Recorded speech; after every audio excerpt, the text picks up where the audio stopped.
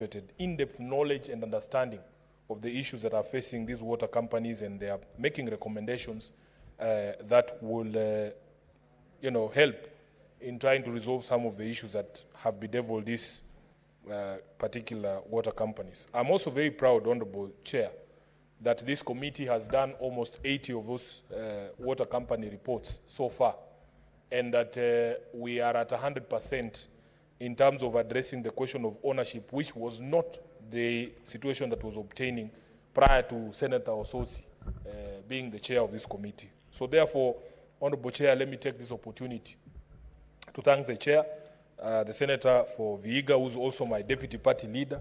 These are some of the things that Kenyans have come to expect from the very high quality leadership from the Orange Democratic Movement. And we are setting the pace for other committees, Honorable Chair.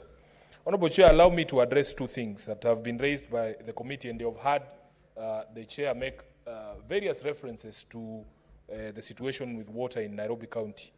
The first one, Honorable Chair, is the question of non-revenue water. And I know that from the discussions before that committee, Nairobi County, or the Nairobi Water and Sewerage Company, is one of those companies with the highest non-revenue water. And various reasons have been cited. Honorable Speaker, in very simple terms, non-revenue water is revenue that somehow leaves the company but is not billed, and the county does not receive money, or the company does not receive money, for that water. And one of the issues that have been cited is dilapidated infrastructure. Truth of the matter is, here in Nairobi, the water and sewerage infrastructure that we are operating on has been stretched beyond its capacity. And as the chair said, we are still relying on the original water and sanitation infrastructure when the city was actually built by the Mzungu. Honorable Chair, one of the things that I have never understood is, if you look at our laws, there is a law that is called the Urban Areas and Cities Act. This law, under sections 5 and 6, provides for a framework of cooperation between the national government and the county government, and especially the city county of Nairobi, recognizing the unique position of Nairobi City County amongst the 47 counties. This uniqueness arises from many things, including the fact that Nairobi City County is the capital of the Republic. It hosts the diplomatic headquarters of many countries. It also is a seat of government. Many national government institutions are actually situated here in Nairobi.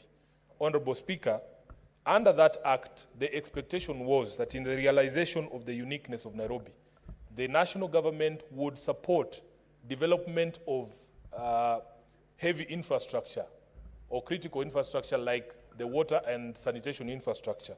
But this has never happened. If you speak to the management of the water company and the county government of Nairobi in general, Honorable Speaker, the amount of capital outlay that is required to bring the sanitation and water infrastructure up to speed, Honorable Speaker, it is something that would require over 5 years allocation under the equitable revenue share for us to be able to do that infrastructure.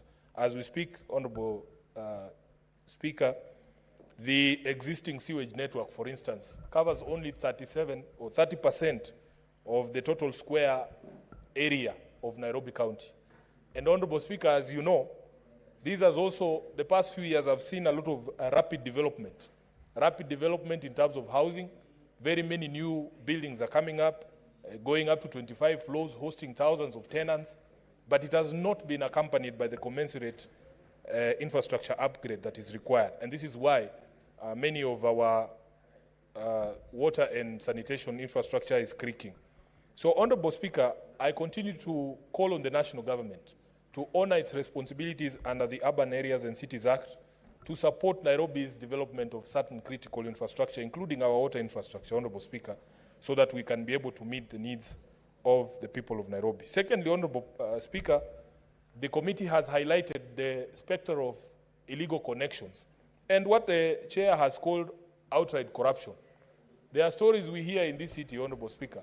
Very serious allegations are made against the management of Nairobi Water City Company, the people who work there, that, Honorable Speaker, even though they told us that there is this program of equitable distribution of water across the city, that there are unscrupulous people within the company who are even themselves merchants of water, people who own water bowsers, who are aware of the distribution schedule, who will make sure that, Honorable Speaker, the running joke is that some of them have mjengos going on, and they tell their contractors, just wacha nifunge Nairobi West, and then I'll come and see you at the hardware, Honorable Speaker.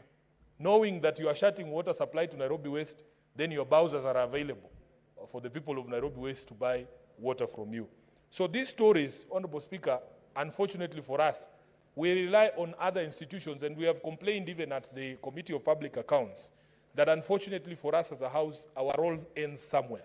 That once we bring up these matters before these committees, we depend on other institutions of government, including the EACC, to be able to follow up and to be able to bring some of these matters before the courts so that we can stop these malpractices. I remember, Honorable Speaker, and I don't know if Chair of this committee can recall, that when the Nairobi Water team was before his committee, there was a discussion about the discharge point for sewage from these exhausters in Nairobi. And the management there could not tell you on average or in a day what are the identities of the trucks that have delivered or have discharged this morning. They cannot tell you the number of times a vehicle specific registration number has appeared there.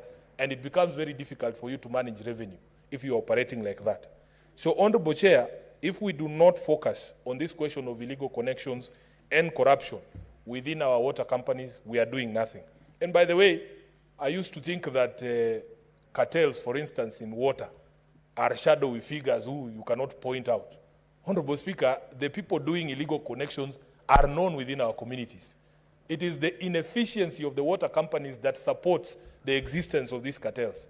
Because the people there, especially in the informal settlements, have come to realize that the suppliers down there who have made illegal connections somehow provide a more reliable service than the water company itself.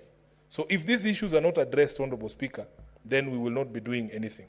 Lastly, Honorable Speaker, I want to just comment on something that the Speaker, the Chairman said, that the recommendations are arrived at by consensus. And in replying, I would also want him to advise if this consensus is just amongst the members of the committee, or if in fact the management of the water companies themselves share in some of these recommendations, because it is important that you get the buy-in of these stakeholders, especially on conflict areas such as the Kisii and Nyamira situation that you have referred to, the Bungoma and Trans Nzoia one. If there is no commitment from those stakeholders to resolve those problems, there's not going to be resolution of those problems. So therefore, Honorable Speaker, I want to thank the committee. I thank them for the support that they are rendering to all these entities for them to be able to improve. At the end of the day, Honorable Speaker, what the people of our counties expect is reliable water supply. If you look at the statistics, the people who in this city have access to water 24 hours are less than 40%. The rest of us, Honorable Speaker, we have to play pata potea with our water supply. And this is a situation that is not acceptable. And we have to call out the management of these companies. We have to call out the management of our counties to ensure that this is done. Nairobians have waited for so long, Honorable Speaker, because, you know, there's a project that we were following very closely on the Northern Collector Tunnel that was supposed to add an additional 170,000 cubic meters of water to our daily supply, which would have helped because we are running a deficit of over 200,000 cubic meters of water every day. We need to be updated on the situation with the Northern Collector Tunnel and all the other water projects that the people of Nairobi have been waiting on, so that we are able to assuage the situation and as well in the other counties. With those many remarks, Honorable Speaker, I thank you and I support the position that has been taken by the committee. Thank you, Senator Sifuna. I was really hoping that when you were talking about the honeysuckers, and you have informed the House that they discharge their sewer in rivers, and we have that problem. Senator Cherargei.